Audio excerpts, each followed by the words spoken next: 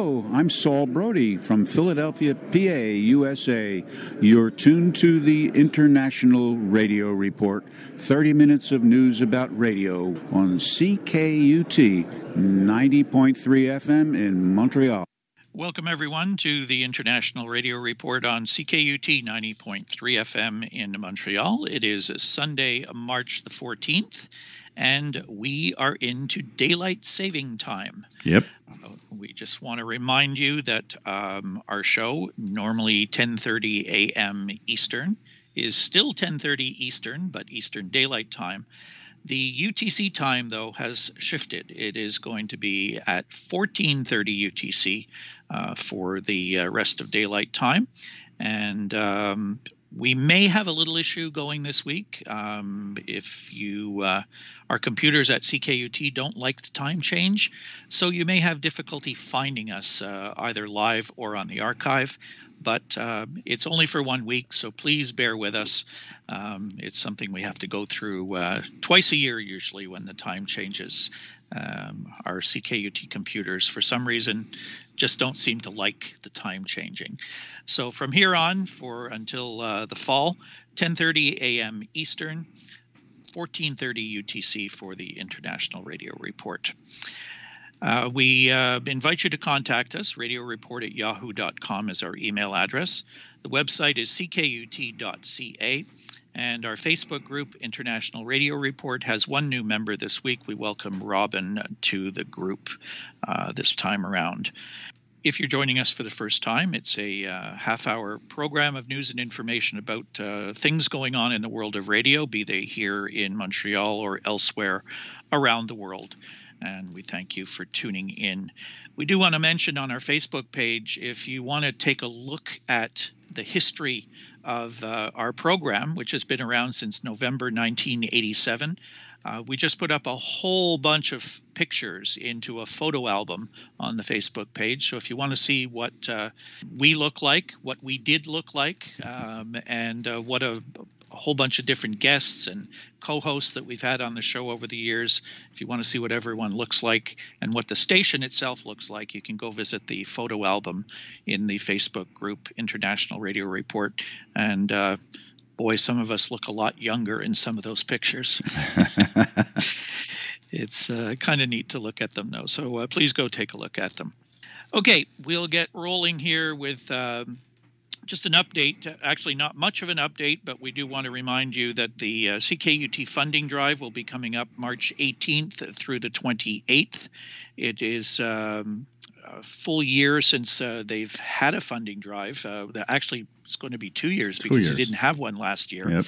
And the theme of this year's is what they hoped it to be last year, sowing the seeds of grassroots radio. So we will be looking for your support as usual. We'll get all the details to you as soon as possible. Keep checking the CKUT website as well. I'm sure there'll be information popping up there in the next few days about the upcoming funding drive. And we'll have more on that, of course, next week as we'll be into the midst of the funding drive. Our next story is courtesy of Numeris, which is the ratings system for radio here in Canada. The ratings have come out for the period of November the 30th, 2020 through February the 28th, 2021. Now, they've released them for 5 major markets across Canada, that being Calgary, Edmonton, Montreal, Toronto, and Vancouver. We're going to post up a link on the Facebook page where you can go and look at all those 5 cities and compare the stations.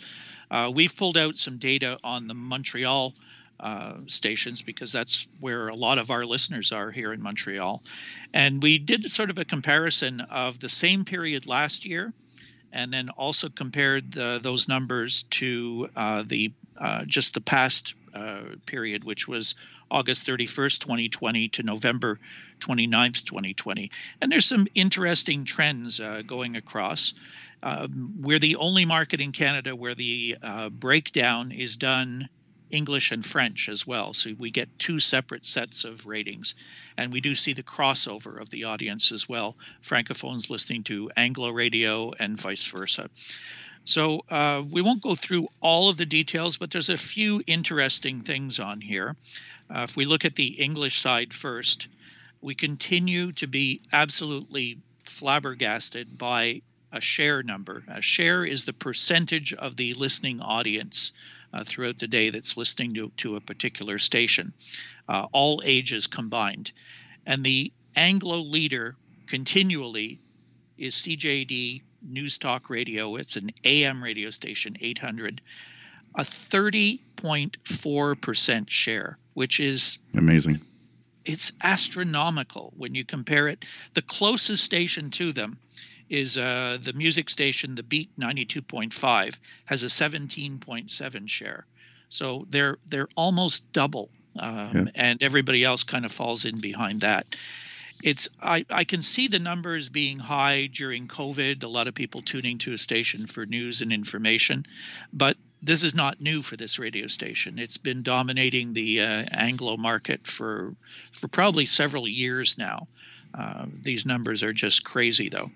What will be interesting to see with these numbers is now that Bell is actually creating change, and now the TV side will have news on the radio. There's going to be a syndication of programs that will be from other parts of Canada.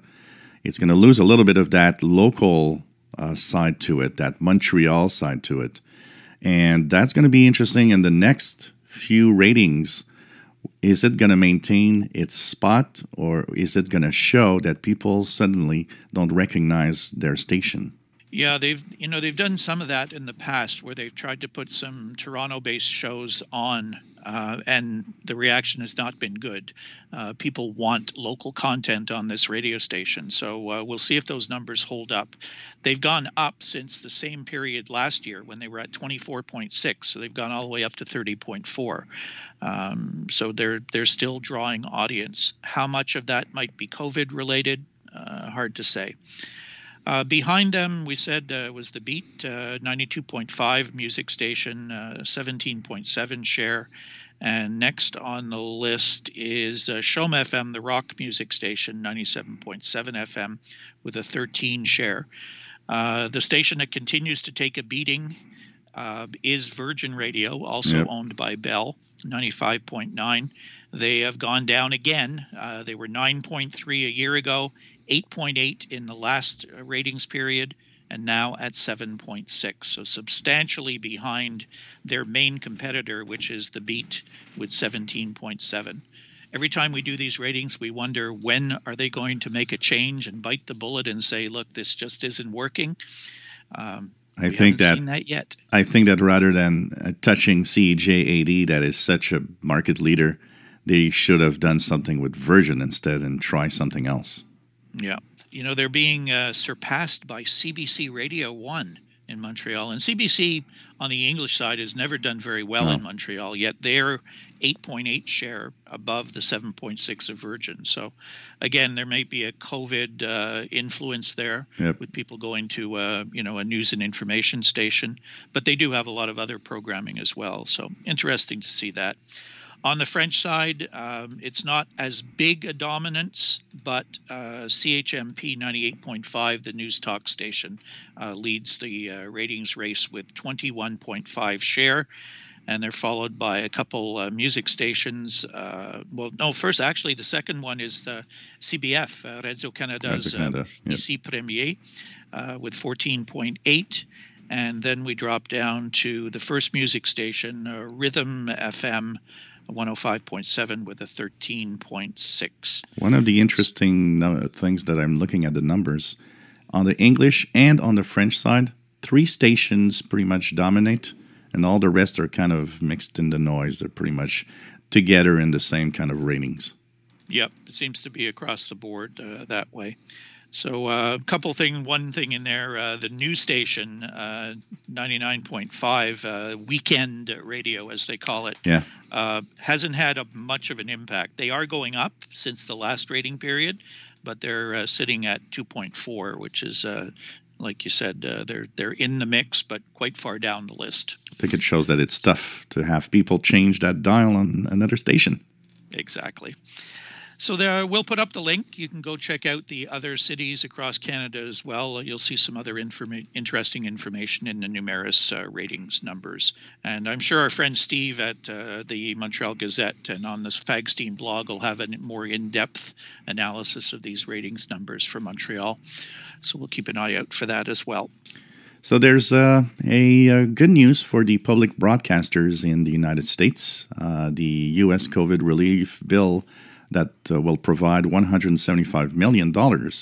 This is by Michael Balderson of Tech TV.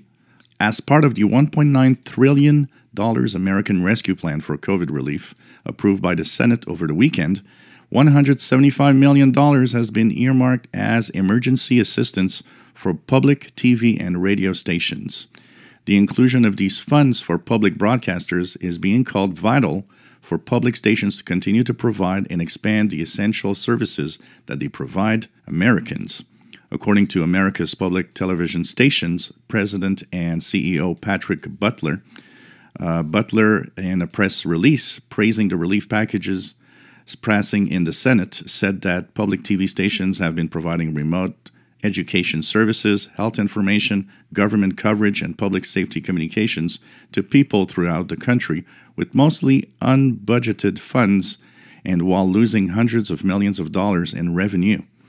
The funding included in the bill will help public TV stations continue to provide these services.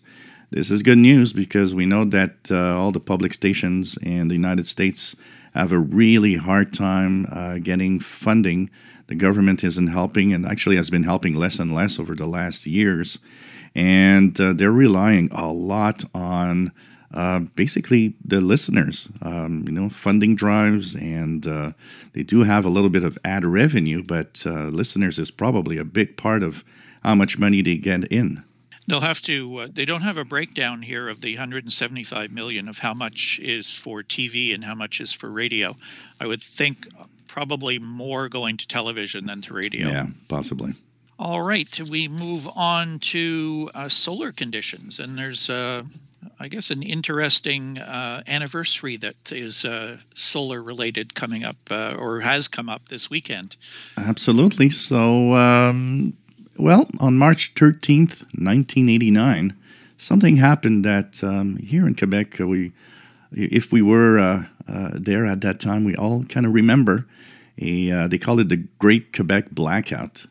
So they called it the day the sun brought darkness. On March 13th, 1989, a powerful coronal mass ejection hit Earth's magnetic field. 90 seconds later, the Hydro-Quebec power grid failed. During the 9-hour blackout that followed, millions of Quebecers found themselves with no light or heat, wondering what was going on. It was the biggest geomagnetic storm of the space age, says Dr. David Bottler, head of the Space Weather Group at Natural Resources Canada. March 1989 has become archetype disturbance for understanding how solar activity can cause blackouts. It seems hard to believe now, but in 1989, few people realized solar storms could bring down power grids. The warning bells had been ringing for more than a century. In September 1859, a similar CME hit the Earth's magnetic field, and it's called the Carrington event, sparking a storm twice as strong as the March 89 storm. Electrical currents surged through Victorian-era telegraph wires, in some cases causing sparks and setting telegraph office on fire. There were the same kind of currents that would bring down Hydro-Quebec. Quebec is especially vulnerable. The province sits on an expanse of the Precambrian indigenous rock that does a poor job conducting electricity. So the big Canadian Shield, we're sitting basically on big rocks. When the March 13th CME arrived, storm currents found a more attractive path in the high-voltage transmission lines of Hydro-Quebec. Unusual frequencies, harmonics began to flow through the lines. Transformers overheated and circuit breakers tripped. After darkness engulfed Quebec, bright auroras spread as far south as Florida, Texas, and Cuba. Reportedly, some onlookers thought they were witnessing a nuclear exchange. That tells you of that 80s era of nuclear fear.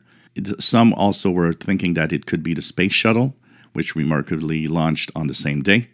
The astronauts were okay, although the shuttle did experience a mysterious problem with the fuel cell sensor that threatened to cut the mission short. So basically, it's just telling us that there's a lot on the sun that can happen.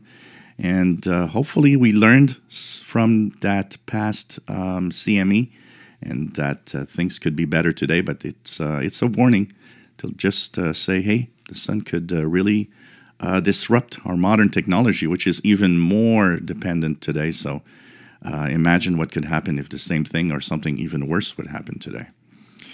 As for the solar conditions right now, they don't look as bad as the sun is rather quiet. It has two small sunspots groups, and the solar flux around 78 or 80.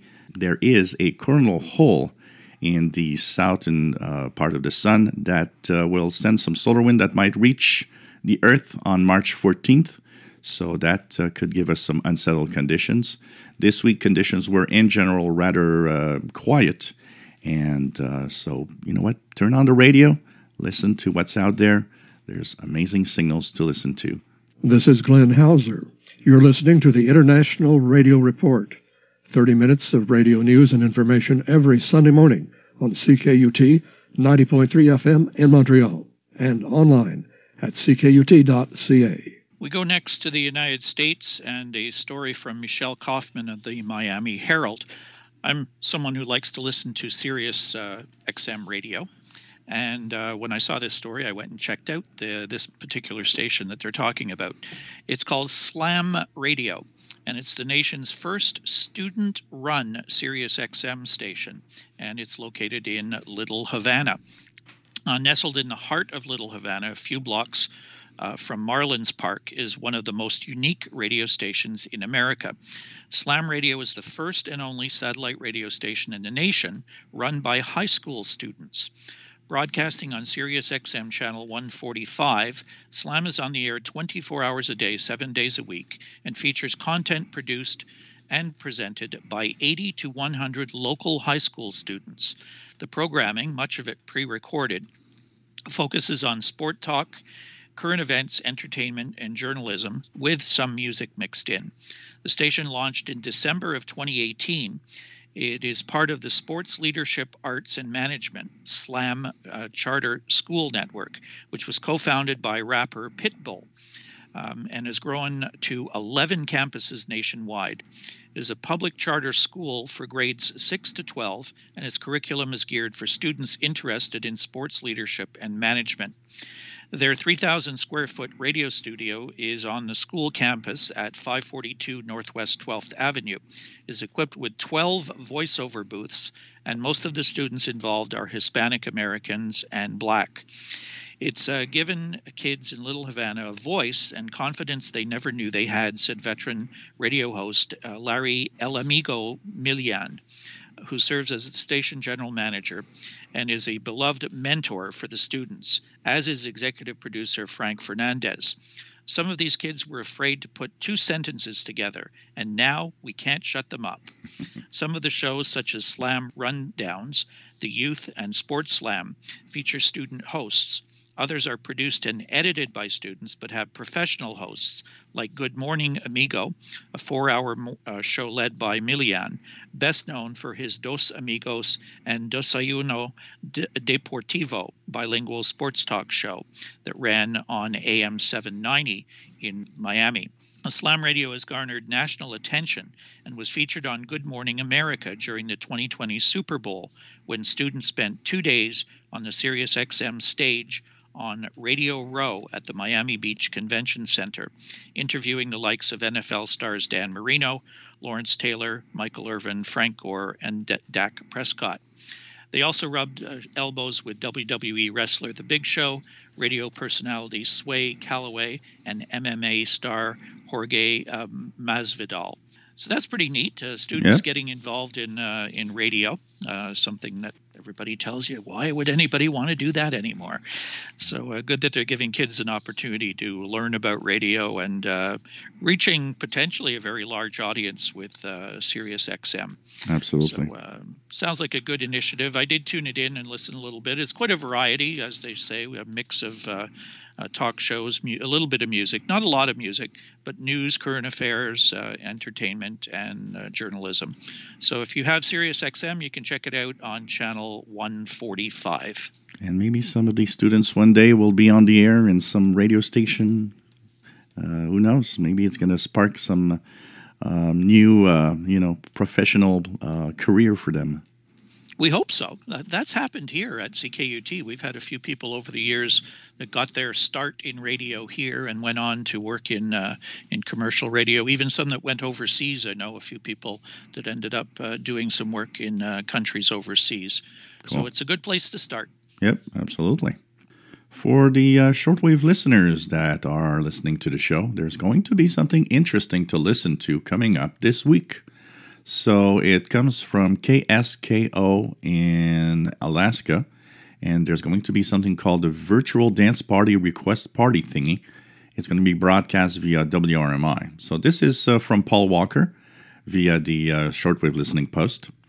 Tune in to WRMI for the live Friday night Virtual Dance Party Request Party Thingy from Community Station 89.5 KSKO in McGrath, Alaska.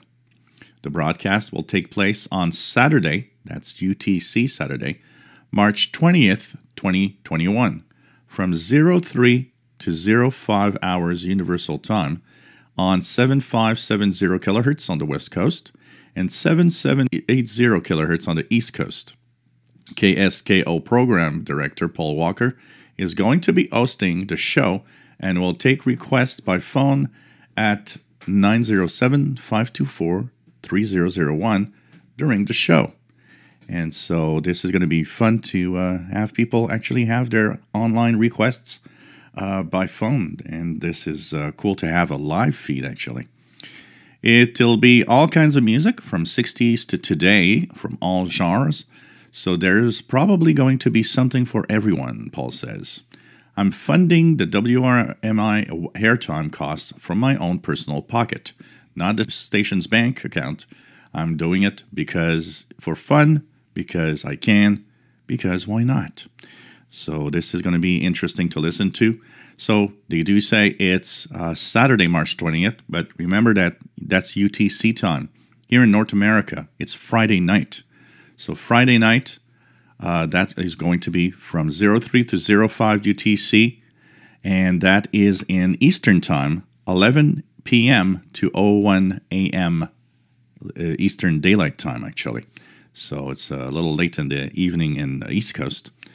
But it's going to be broadcast for West Coast and East Coast. So remember, the program is 03 to 05 UTC March 20th. That, once again, is Friday evening in North America. And the two frequencies, 7570 kHz for the West Coast and 7780 kHz for the East Coast. These frequencies usually come in quite well. So hopefully we're going to have a lot of fun. I'll be listening for sure. And I think this is a cool little moment. And maybe call in and ask for your favorite song. And our next story comes from the UK via Radio Today and Radio World. The company Bauer to turn off 4 AM transmitters in the northern UK. Medium wave services carrying greatest hits radio in Lancashire, Manchester, and Leeds. In the UK Plus Magic in Humberside are being switched off. The changes will be taking place at the end of April and follow Greatest Hits radio being available on FM in addition to DAB in most of these areas. In Lancashire, 999 kHz carries the same output as 96.5 in Blackpool. In Manchester, 1152 kHz is duplicated on 96.2 FM. For Oldham, and GHR is added to the former radio air frequency of 96.3 last year, in addition to 828 kHz. Bauer will also switch off Magic Radio AM 1161 in Hull. Magic replaced Greatest Hits on AM last year when KCFM, owned by Nation Broadcasting, rebranded as Greatest Hits Radio. Current plans mean that Greatest Hits Radio's AM output will cease in these areas from April the 26th, with a retune message played until April the 30th. So that's, across the board. This is happening a lot with AM stations, particularly when they've got a parallel FM station. Obviously, the range of the FM is not going to be what the AM was, but I guess they're deciding we're going to go with the better quality sound on FM, and we'll cut down on some of the costs by closing the AM ones.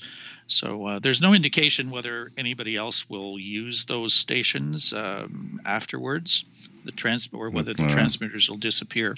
And I mean, there's a lot of European countries that completely gone from medium wave, and not counting about long wave also, that's slowly dying. And even here in Canada, we have parts of Canada that don't even have medium wave stations anymore. Yeah, it's a trend that's spread right across Canada, except in the prairies. There's a few prairie stations that have remained strong on AM, covering very, very large territory. Those ones they've kept intact. But Ontario, Quebec, the Maritimes, BC, a lot of the AM have disappeared. We wrap up today with a list of the upcoming ham radio contests, and we only have 4 this week. The first one is the 4 States QRP Group Second Sunday Sprint. It takes place from 0000 Zulu to 0200 Zulu, March 15th. Sponsored by the 4 States QRP Group, Arkansas, Oklahoma, Missouri, and Kansas. You can work workstations once per band from 160 to 10 meters. There's no work bands. And the modes are CW and phone, but it is a low-power contest, a QRP only. The one that I love every year is the British Amateur Radio Teledata Group RTTY contest, and that's coming up 02 UTC March 20th to 0159 March 22nd, and it's 80, 40, 20, 15, and 10 meters RTTY only. This is a great one if you want to brush up on decoding some radio teletype on your computer. I love this one because it has a lot of stations from countries that you almost never hear on the bands. So check that one out. And then we have one in Russia as well. The Russian DX contest from 1200 Zulu March 20th to 1200 Zulu March 21st. That is sponsored by the Union of Radio Amateurs of Russia. 160, 80, 40, 20, 15, and 10. No contest QSOs on the work bands, and that is a CW and phone contest. So there's the AGCW VHF UHF contest going on March 20th from 14 to 18 UTC. It's sponsored by the German Telegraphy Activity Group. The goal is to increase CW activity on the VHF UHF bands. All radio amateurs can participate. Frequencies 144.025 to 144.150 megahertz on the 2-meter band, and 432.025 to 432.150 on the 70-centimeter band. I gotta say, we don't hear Morse code that much on those bands. Very, very little. So interesting that they're trying to increase the activity of that on those 2 bands, in Germany at least. Yep, absolutely. So that is it for this week. We thank you for tuning in. We will be back again next week with our next edition. And do check us out on the archives if you don't catch the program live. And check out our Facebook group, all those neat pictures that we put up from the International Radio Report, and all the other information that you and others put up on that page for us. We appreciate your input. We will talk to you next Sunday with our next edition of the show. You've been listening to the International Radio Report on CKUT 90.3 FM in Montreal. Have a great week, everybody. Bye-bye.